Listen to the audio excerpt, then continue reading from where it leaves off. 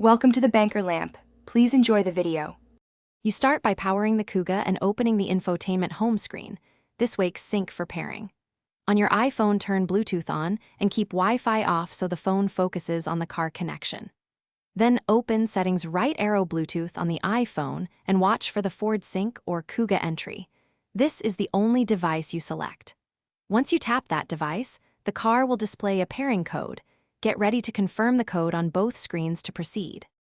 Once the code appears, compare digits and accept on both the iPhone and the Kuga. This prevents accidental pairings and secures the link. Next, the system asks permissions. Allow contacts, favorites, and messages so voice control and call lists work. Make sure calls and Bluetooth audio are enabled.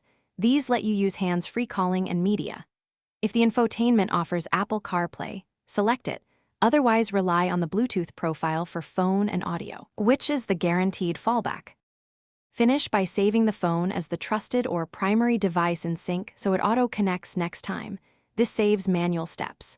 Test a call, speak a voice command, and play audio to confirm contacts, Siri, and media functions all work.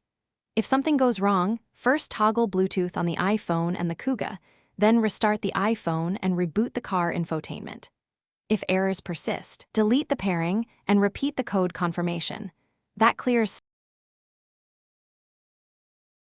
Thanks for watching. If this was helpful, leave a like and consider subscribing. See you next time.